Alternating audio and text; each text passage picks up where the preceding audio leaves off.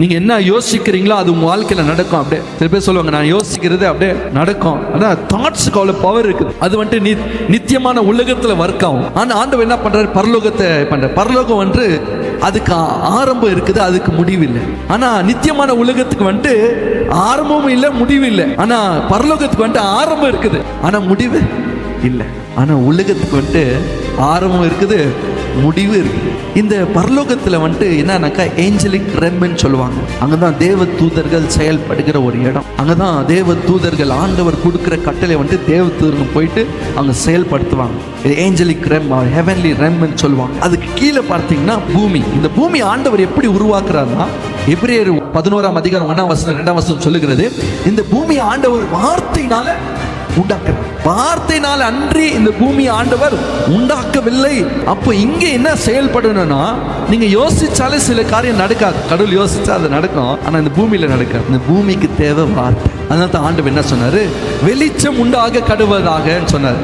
அப்படி சொன்ன உடனே என்னாச்சு, வெளிச்சம் உண்டாச்சு. அப்ப என்னாச்சு, வார்த்தை ஆண்டவர், அப்பதான் அங்க வார்த்தை ரிலீஸ் ஆகுது பாருங்க. அதுக்கு முன்பாக வார்த்தை ரிலீஸ் ஆகல. அதுக்கு என்ன பண்ணிருந்தார், அவர் யோசிச்சு கொண்டு இருந்தார். அவர் நினைவுகள் ஒண்ணுதான் இருந்துச்சு. இப்பதான் அவர் வார்த்தை வெளியே வருது. பூமியை உண்டாக்கிட்டார் வார்த்தைனால. நெக்ஸ்ட் வெளிச்சம் உண்டாக கடவுள் சொன்னவனே வெளிச்சம் உண்டாகுச்சு. அப்போ வார்த்தை, ஒவ்வொரு இந்த பூமியில பார்க்கிற ஒவ்வொரு காரியமும் இந்த தேவனுடைய வார்த்தையினால உருவாக்கப்பட்டது, சிருஷ்டிக்கப்பட்டது. நம்ம இருதயத்தின் நினைவுகளும் ரொம்ப இம்பார்ட்டன்ட், வார்த்தைகள் ரொம்ப இம்பார்ட்டன்ட். ஏன் பதர், கடவுளுக்கு என் கஷ்டம் எல்லாம் தெரியும், என் போராட்டம் தெரியும், என் பிரச்சனை தெரியும். அவரே என் பிரச்சனை சால்வ் பண்ணட்டும். நான் ஏன் ஜெபிக்கணும், வாயை திறந்து ஏன் சொல்லணும்? உங்க இருதயத்தை ஆராய்ந்து அறிகிற தேவனா இது. உன் கஷ்டம் தெரியும், உன் பிரச்சனை தெரியும், ஏன் வாயை திறந்து ஜெபிக்கணும் என்று சொல்லி ஒரு ஒரு மனுஷன் கேள்வி கேட்டாரு. ஆண்டுக்கு என் பிரச்சனை எல்லாம் தெரியும், அவரே சால்வ் பண்ணிட்டேன், நான் ஏன் பிரேயர் பண்ணணும்? ஆண்டுக்கு தெரியும் இல்லையா என் பிரச்சனை எல்லாம், நான் சொல்லணுமா? அது சொல்லிதான் அவருக்கு தெரியணுமா? இல்ல அவருக்கு எல்லாமே தெரியுமே, நான் ஏன் சொல்லணும் அப்படின்னு கேட்டாரு. அப்பதான் ஆண்டவர் இந்த வெளிப்பாடு எனக்கு கொடுத்தாரு. இல்ல, இந்த நம்ம இருக்கிற ரெம் வந்துட்டு இந்த உலகத்துல இருக்கிறோம். இந்த உலகத்துல எதுனா செயல்படுனா அது வார்த்தையினால மாத்திரம்தான்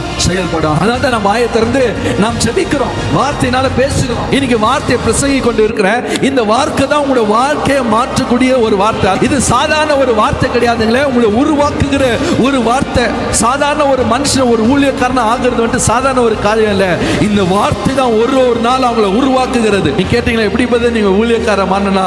இந்த வார்த்தை தான் ஒரு நாள் என்னை உருவாக்கிச்சா. இந்த வார்த்தை தான் என் வாழ்க்கையை மாற்றுச்சு. அல்லேலூயா. இந்த வார்த்தை தான் என் வாழ்க்கையில மறுரூபத்தை கொண்டு வந்துச்சு. அல்லேலூயா. இந்த வார்த்தை தான் என்னுடைய பிரச்சனைகளை மாறக்கூடிய சொல்யூஷனை பதில கொடுத்துச்சு. அல்லேலூயா. நீங்க உங்க பிரச்சனைக்கு பதில் தேடி கொண்டு இருக்கிறீங்க, ஆண்டவர் வார்த்தையில கொடுத்துட்ட எல்லா பதிலும். இந்த வார்த்தை தான் உங்களை உருவாக்குங்க. இந்த உலகத்துல வாழ்ந்து கொண்டு இருக்கிற இந்த வார்த்தை நம்மளுக்கு ரொம்ப முக்கியம்.